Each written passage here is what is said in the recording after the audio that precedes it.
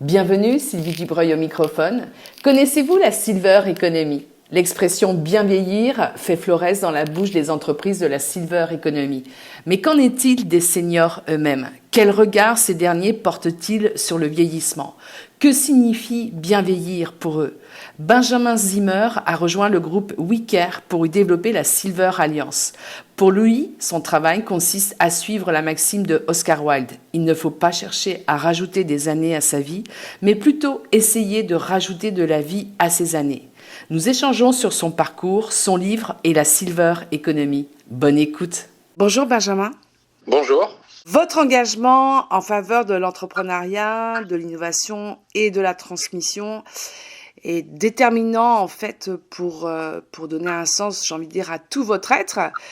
Vous avez cofondé l'entreprise Silver Valley. En 2018, vous avez cofondé l'entreprise Silver Alliance.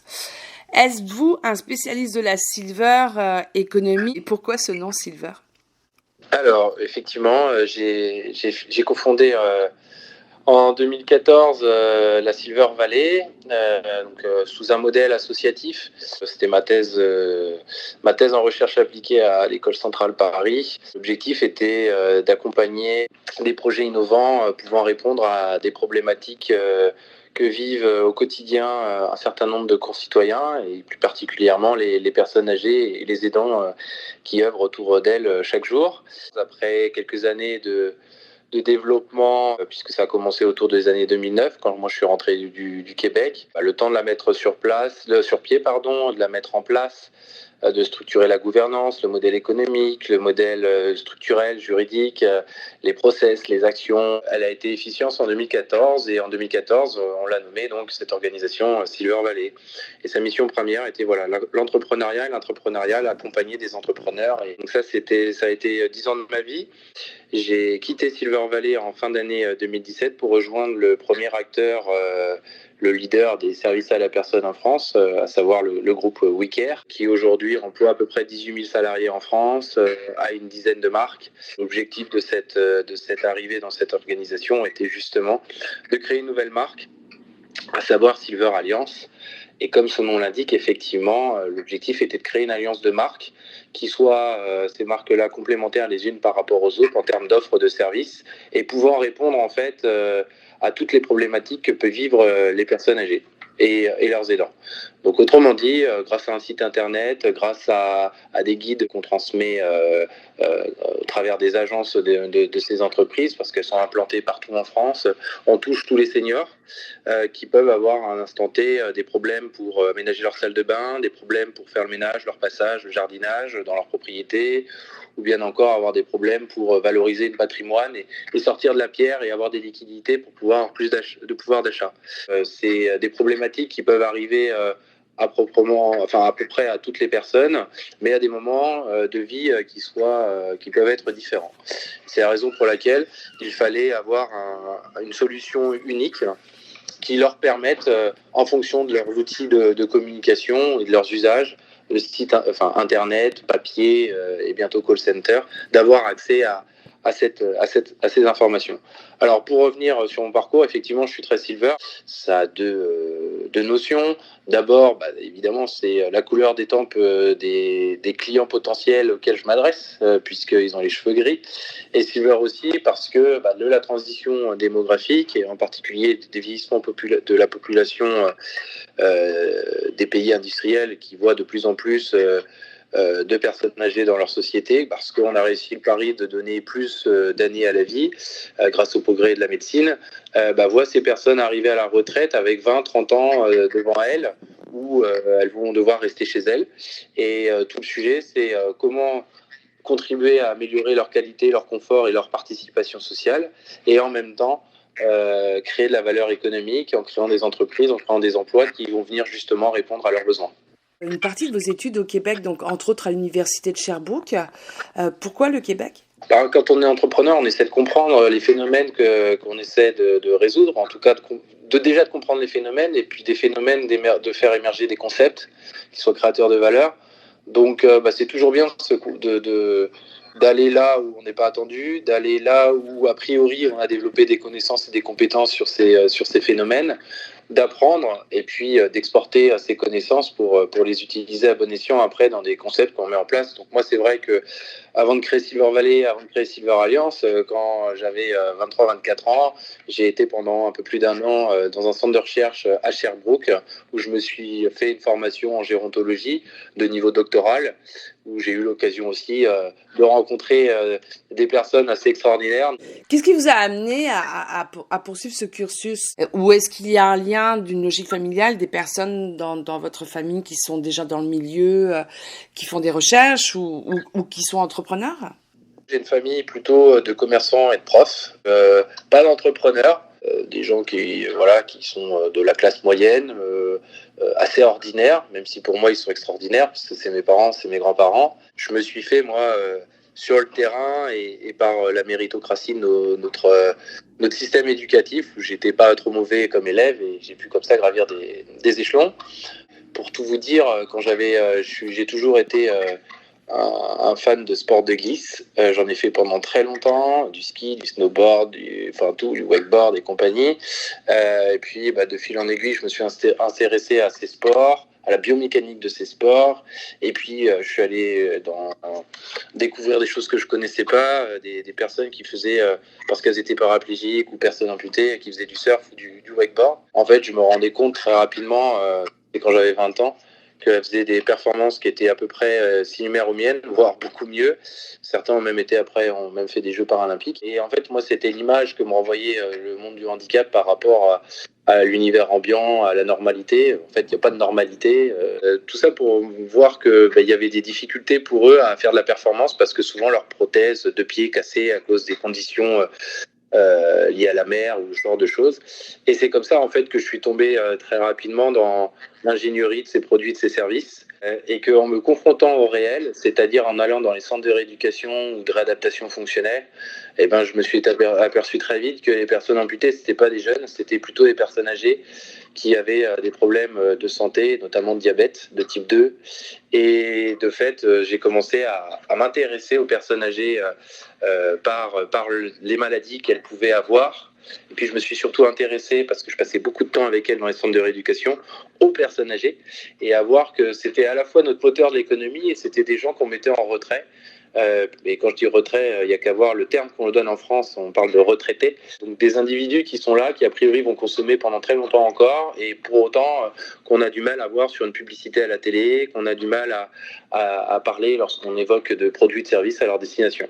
Et c'est en fait tous ces enchaînements assez naturels finalement d'événements que j'ai vécu à titre personnel qui ont fait que je me suis intéressé de plus en plus aux personnes âgées et que pour comprendre les personnes âgées, il fallait que j'ai une formation en gérontologie et c'est comme ça que j'ai mis les pieds au Québec. Et votre expérience au Québec ? Elle a été très riche. Je pense qu'il n'y a pas d'égal à ce que j'ai vécu en termes de formation en France, même actuellement, bien que ça fasse pratiquement 10 ans maintenant que j'ai quitté cette formation, parce que c'était une approche transdisciplinaire où on voyait toutes les problématiques que pouvaient avoir des personnes âgées. Ça allait des problématiques de lien social, en passant par des problématiques plutôt gériatriques liées à des pathologies ou des maladies comme le diabète, mais comme les maladies neurodégénératives, Alzheimer, Parkinson et j'en passe, jusqu'à des problèmes biochimiques ou en tout cas biologiques liés aux radicaux libres qui provoquent en fait les cancers. Donc c'était très très large, à l'urbanisme, au transport, à la vie dans la société, bref, à tous les sujets. Et ça n'existe pas en France. En France, c'est encore très organisé en silo. C'est d'ailleurs la raison pour laquelle aujourd'hui je suis membre du comité scientifique de la Société française de gériatrie et de gérontologie, parce que ce regard holistique et global, on ne l'a pas encore dans le monde de la médecine et c'est ce que m'a demandé le président de cette organisation d'apporter dans cette organisation. Et moi, c'est ça que j'ai trouvé. Et quand j'étais au Québec, mon envie, c'était de créer une entreprise. J'étais donc start-up, j'étais jeune, entrepreneur. Voilà, j'avais plein de rêves et j'avais aucune limite. Aujourd'hui, j'ai encore plein de rêves. J'ai plus de contraintes, mais j'ai encore peut-être moins de limites. Mais c'est sûr que j'ai pris de la maturité, de l'expérience. Et en fait, ce qui est la différence, c'est que quand j'étais là-bas, je me suis rendu compte que ce que je voulais développer comme entreprise n'était pas possible. parce que je n'avais pas le réseau pour pouvoir la faire connaître, tester mes idées, mes preuves de concept, etc. Et donc quand je suis rentré en France et que je suis tombé sur le projet de développement d'un réseau de compétences en gérontologie avec un impact économique, ce qui est devenu après ce qu'on a nommé Silver Valley, ça a pris tout son sens en fait. Moi j'ai provoqué le hasard, si on peut dire ça comme ça. On s'est beaucoup inspiré parce que j'étais pas seul, on fait pas les choses seul. Moi j'étais l'animateur, le médiateur, le bâtisseur si vous voulez, celui qui prenait les coups, les premiers coups en tout cas, celui qui a été chercher son conseil d'administration un par un, des femmes, des hommes, qui a été chercher les premiers clients de Silver Valley, même si dans une association on parle pas de clients, mais moi j'ai toujours eu cette idée en tête qu'une association, si on la veut pérenne, il faut la gérer comme une entreprise. Donc faire attention à l'argent qu'on reçoit et aux dépenses que l'on fait, être rigoureux dans la gestion financière, dans la stratégie qu'on met en place, dans la vision que l'on porte, et tout ça incarné par des gens et des femmes que je recrute ou qui m'assistent dans mon conseil d'administration, dans des actions que je réalise, avec toujours cette idée de recherche de valeur. Quand on a nommé Silver Valley, clairement, il y avait derrière la tête de faire l'analogie à la Silicon Valley. Les Américains, ils avaient du silicium, ils en ont fait du Facebook, ils ont fait les GAFAM. Nous, avec la connaissance qu'on a du vieillissement, parce que Silver Valley est implanté physiquement dans une pépinière une entreprise qui s'appelle Silver Innov, qui a 4000 m², où il y a plein de startups dédiées à la Silver Economy, proche d'un hôpital qui s'appelle l'hôpital Charles Foix, qui appartient qui est sous la tutelle de l'université Pierre et Marie Curie, qui est la première faculté de médecine en France, et à l'assistante publique des hôpitaux de Paris, qui régit en fait tous les hôpitaux de l'Île-de-France. Donc c'est une institution qui est aussi vieille, pour la petite histoire, que le Québec, puisque ça a été constitué il y a à peu près 400 ans. Avant de s'appeler Hôpital Charles Foix, ça s'appelait l'Hospice des Incurables, et ça dit bien la place qu'avaient les personnes âgées il y a quelques siècles dans notre société. Moi, je suis arrivé à un moment où c'était le bon timing, parce que on venait de vivre un épisode caniculaire où il y avait eu plus de 17 000 morts en France, des personnes âgées en maison de retraite, et qu'il était temps en fait de changer de modèle, de penser pas que à l'hôpital ou que à la maison de retraite, mais penser aussi au bien-être des gens dans leur domicile, et à réfléchir à comment ces personnes-là pouvaient rester chez elles. Et donc c'est toutes ces choses-là qui ont fait qu'il y a Silver Valley qui est né avec cette logique de, à partir de la connaissance que l'on a du vieillissement, créer de la valeur économique. Et dans la Silicon Valley, c'est à partir du silicium, comment créer de la valeur économique. Benjamin, vous agissez pour vraiment participer justement à une création d'une société plus inclusive, plus créative. On le voit depuis le début de notre entrevue. Dans votre livre qui est sorti en 2018, que vous avez co-signé avec Nicolas Menet, dont le titre est Start-up, arrêtons la mascarade, avec pour sous-titre « Contribuer vraiment à l'économie de demain », donc aux éditions Duno, vous évoquez le concept de la profitabilité intégrale. Alors, comment est venu ce concept et deuxième question, comment peut-on l'appliquer ? Alors, il y a beaucoup de choses. Bon, d'abord, vous l'avez compris dans mon parcours, moi je suis entrepreneur, mais pour pouvoir développer Silver Valley, j'ai voulu faire la démonstration que cette organisation-là, d'un point de vue scientifique, était réalisable. Donc j'ai fait une thèse de doctorat en génie industriel, après avoir fait une formation en gérontologie au Québec, à l'École centrale Paris.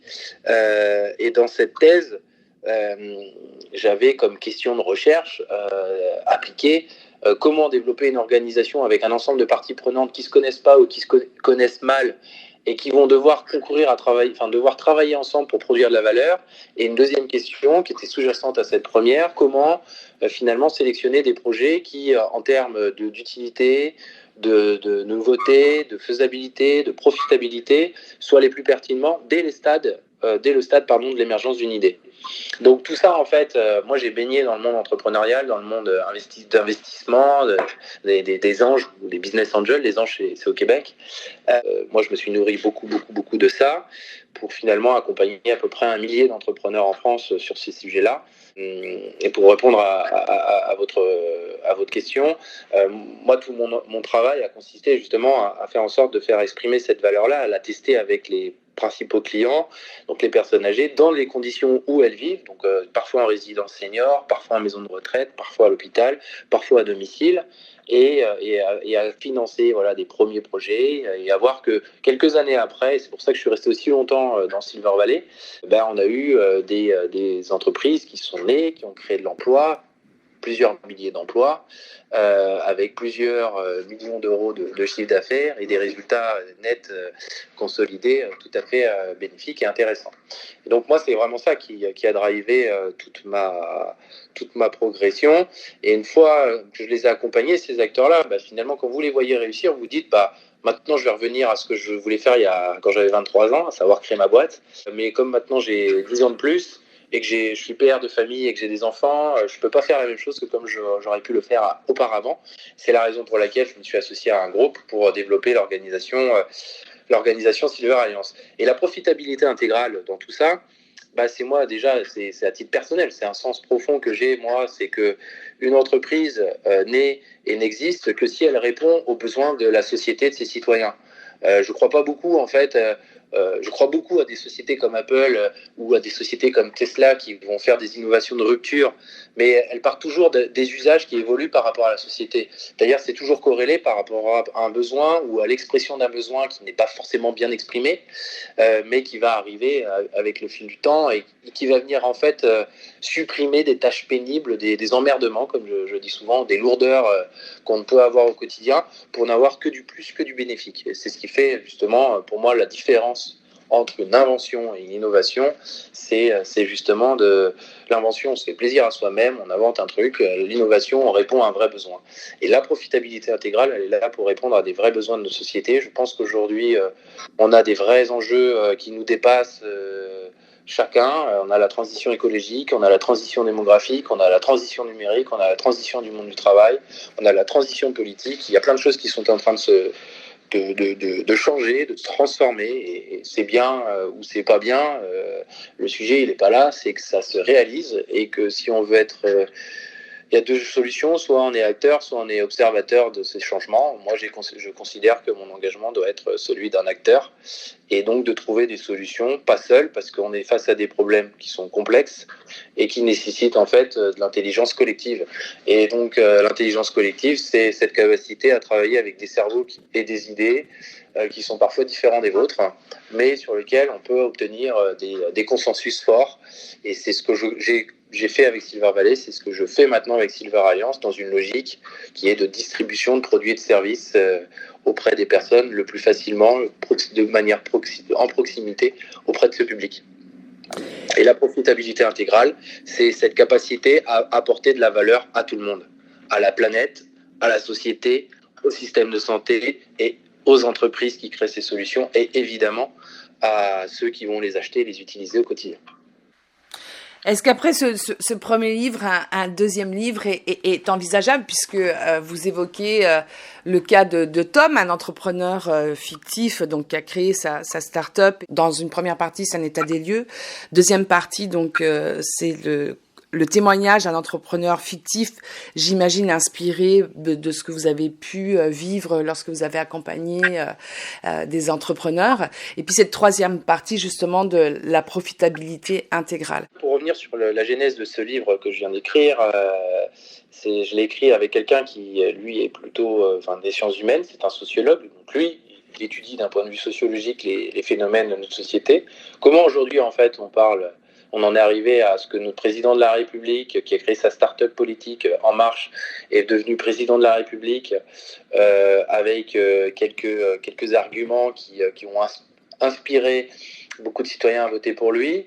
Et puis, aussi tout un environnement concurrentiel en politique où la concurrence s'est un peu cassé la figure. Pour se retrouver dans une situation où il a été élu assez facilement président de la République, a exécuté un plan qui pour le moment est difficile à mettre en place, et en fait aussi à avoir avoir cette volonté de mettre en place une France avec cette idée de Startup Nation. Donc faire que les Français redeviennent plus entrepreneurs, plus maîtres de leur destin, etc., pour créer de la valeur dans leur pays, face aux concurrences de plein de pays mondiaux qui commencent à nous envahir dans notre quotidien. Donc c'est ça qui est la première partie du livre. La deuxième partie du livre, c'est effectivement cette histoire de Tom. Tom, c'est un pote à moi, il s'appelle vraiment Thomas, et son diminutif, c'est Tom. Il n'a pas créé de boîte, mais voilà, c'était pour lui rendre hommage. Après, l'histoire de Tom que vit Tom dans ce livre-là est une pure fiction, mais effectivement, elle est inspirée de concret, de réel. D'ailleurs, tour à tour, Nicolas et moi, on émet des petits conseils à Tom. On lui dit qu'il aurait peut-être pas dû faire comme ça, qu'il faut faire attention. Des likes sur Facebook, c'est pas des promesses d'achat. Enfin voilà, un certain nombre de petites choses qui font qu'il s'est planté à un moment donné, que c'est l'accumulation de ces petites erreurs ont fait que il a planté sa boîte. Et qu'en France, quand on plante une boîte, on est considéré comme un loser, alors qu'aux États-Unis, on est considéré comme quelqu'un qui... c'est une certaine forme de réussite, en fait, de planter sa boîte aux États-Unis, surtout quand on a la capacité à en recréer une deuxième pour dire je vais m'inspirer de mes plantés et de mes échecs de ma première boîte pour ne pas les reproduire. Puis la troisième partie, c'est un peu plus théorique, c'est facile de casser toujours du sucre dans le dos des gens, de cracher un petit peu dans la soupe populaire. Moi, ça m'intéresse pas. Moi, ce qui m'intéresse, c'est de faire la démonstration qu'il y a des constats, des preuves, et qu'on peut transformer les choses avec de nouveaux modèles. C'est ce qu'on propose dans la troisième partie, qui est un peu plus théorique, mais qui est concrètement a été appliquée à Silver Valley, parce que c'est comme ça que la profitabilité intégrale a été mise en place à Silver Valley. C'est comme ça que je la mets en place dans Silver Alliance. C'est comme ça qu'elle est mise en place dans un projet qui s'appelle Ecologia, qui est en fait une réhabilitation de carrières de pierre au groupe Lafarge en France. Il y a 6 millions de mètres cubes d'eau potable, propriété de mon cousin Germain, soi-disant passant, qui a mis toutes ses économies dedans, et qui a pour objectif de faire de l'aquaponie, de produire du poisson avec le circuit court, l'économie hyper circulaire, l'économie bleue où il y a zéro déchet, pour justement créer de la valeur et pour qu'on puisse manger à notre faim et du bon poisson en France. Ça c'est la réalité des choses, c'est-à-dire que ça m'intéresse pas de faire des livres pour faire des livres. Moi, ce livre-là m'a permis de faire ce qu'on appelle le tuilage, puisque Nicolas a pris ma place après à Silver Valley en tant que directeur général. Et ça nous a permis de confronter nos idées, de créer un modèle, et puis de ce que nos sociétés, nos entreprises respectives allaient devenir, et à conceptualiser tout ça. Mais il est clair que écrire, c'est une passion, il faut juste avoir le temps. Mais j'ai plusieurs sujets. Un sujet qui m'inspire beaucoup, c'est évidemment... Là, on a parlé des échecs, mais parlons des réussites et parlons de la face cachée des réussites. Encore une fois, c'est peut-être un peu moins vrai au Québec, quoique j'en ai déjà parlé avec certains entrepreneurs au Québec. Quand vous montez votre boîte, on vous dit « Ah, c'est super cool ». Quand vous réussissez et que vous gagnez plusieurs millions d'euros d'un seul coup, enfin en tout cas par la force du travail, les gens vous envient beaucoup. Évidemment, ça se fait pas comme ça en claquement de doigts, donc c'est beaucoup de temps de travail, c'est beaucoup de sacrifices personnels, surtout parfois des sacrifices sur sa vie de famille. Je connais quelques entrepreneurs à succès en France qui sont dans des situations sociales compliquées parce que ils appartiennent maintenant à la classe qui est considérée comme très riche en France, mais les gens qui fréquentent, ce sont pas ceux qui les inspirent, c'est pas avec eux qu'ils ont grandi quand ils étaient plus jeunes. Et puis autour d'eux, leurs amis sont un petit peu disparus parce qu'ils ont peut-être pas assez entretenu ces relations amicales avec leurs amis quand ils étaient plus jeunes. Mais c'est la raison aussi pour laquelle que moi j'ai décidé de m'associer à un groupe pour pas être entrepreneur mais être intrapreneur, c'est-à-dire que tous les mois j'ai un salaire. Je me suis créé un métier nouveau, on va dire ça comme ça, et avec une autonomie, une liberté. Justement, quel message vous avez envie de donner à toutes ces personnes, quel que soit l'âge d'ailleurs, de créer une start-up, de ces entrepreneurs qui se lancent en affaires? De croire en leurs rêves, en leurs idées, et d'essayer aussi de se dire qu'un rêve, on peut tous en faire. Une entreprise, c'est un peu plus délicat. Donc déjà, se faire une introspection sur soi-même, essayer de déterminer si on a les capacités de résilience, d'adaptation, d'encaisser des coups, de responsabilité. Quand vous réussissez, on vous tape dessus. Quand vous échouez, on vous tape dessus. Quand ça marche à peu près, la concurrence vous tape dessus. Bref, Vous prenez des coups très souvent, être un excellent stratège, avoir le sens de la tactique comme on a par exemple dans les sports d'arts martiaux, dans le judo, savoir profiter de la force de l'autre pour finalement en tirer une plus grande force et réciproquement avec les faiblesses. De s'interroger, de se remettre en question, d'être humble, parce que c'est pas comme dans le monde salariat où on a un salaire, on fait ses petites choses, etc. Moi, j'ai pas de critique à faire par rapport à ça, mais on vit pas les mêmes choses. Nous, on est plutôt dans les montagnes russes tous les jours. Moi, vendredi dernier, j'apprenais que 2 clients n'allaient pas renouveler leur abonnement à Silver Alliance. Moi, ça me met un peu dans le jus, on va dire ça comme ça. Mais derrière, il faut rebondir. Il faut se dire, OK, il faut que je tire des enseignements. S'ils partent, c'est qu'il y a des raisons. Si les autres restent, c'est qu'il y a aussi des raisons. Et si j'ai autant confiance dans mon intuition, c'est que probablement j'ai aussi des raisons. Donc, c'est se remettre en cause et puis travailler. Le travail, voilà, un travail vraiment de orfèvre, c'est-à-dire faut tout piloter, tout, pas d'approximation, écrire un plan et l'exécuter, dire ce qu'on fait, faire ce qu'on dit, évaluer quand ça va pas, évaluer quand ça va bien, réajuster le pilotage de l'entreprise à ces moments-là, pivoter s'il faut pivoter, s'allier à d'autres s'il faut s'allier à d'autres pour aller plus vite et plus loin, pour peut-être sécuriser aussi son investissement. Donc tout ça, voilà, c'est prendre beaucoup de recul et puis vivre à côté, avoir sa vie perso, quoi. Pouvoir avoir ses sas de décompression, ses ressources narcissiques, comme on dit en psychologie, pour pouvoir justement avoir les pieds sur terre et puis voilà, se lever toujours avec la patate et l'envie de changer le monde, quoi. Moi, c'est en tout cas comme ça que je me suis constitué. Et puis autour de moi, j'ai à la fois beaucoup d'amis, mais aussi beaucoup d'entrepreneurs avec qui je partage quand j'ai des coups durs. Voilà. Mais après, voilà, un coup dur d'une entreprise, ça reste toujours rien du tout par rapport à un coup dur personnel. L'entreprise, c'est une fin, c'est pas une fin en soi. La fin en soi, c'est ce qu'on veut faire tous les jours au quotidien et comment on veut le faire. Mais l'entreprise, c'est un moyen et il faut que ça reste un moyen. Benjamin, si vous croisiez le petit garçon de 10 ans que vous étiez, que lui diriez-vous aujourd'hui ? Je lui dirais, continue, regarde la vie, observe les problèmes. Reste amoureux comme tu l'étais à 10 ans et comme tu l'es toujours à 35 ans de Léonard de Vinci. Fais ce que tu as envie de faire, ne te fais imposer aucune chose par personne, mais écoute tout ce que les autres peuvent te donner et t'apprendre, parce que c'est grâce à ça que tu vas justement te déterminer, savoir ce que tu veux faire, et puis voilà, ouvrir grand les oreilles. Moi, s'il y a un truc que mes parents m'ont appris et que je vais apprendre à mes enfants, parce que j'ai un fils qui va bientôt avoir 6 ans, c'est à ouvrir les oreilles et à écouter, plus qu'à parler. Et puis quand viendra le temps, il parlera de ce qu'il veut faire, mais d'abord bien écouter, bien apprendre, respecter les gens, être hyper humble, croire en ses possibilités. Rien n'est impossible, tout est possible, sauf qu'il faut se donner les moyens de le faire et que c'est certainement pas en jouant avec la zapette, en faisant un ou deux à la télé ou avec son téléphone sur Instagram ou sur n'importe quelle autre application un peu artificielle, qu'on devient quelqu'un ou quelque chose. C'est le travail sur la longueur et la durée qui paye. Donc si j'avais quelque chose à dire à un enfant de 10 ans, c'est ce que je lui dirais.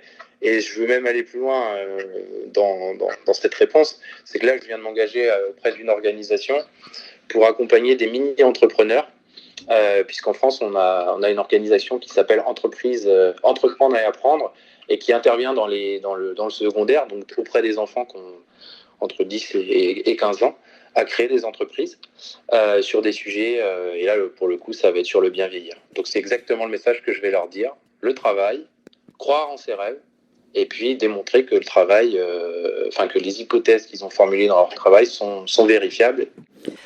Benjamin, merci beaucoup. Merci à vous. Retrouvez toute l'actualité de Benjamin Zimmer sur silveralliance.fr. C'était Sylvie Dubreuil au microphone. À bientôt.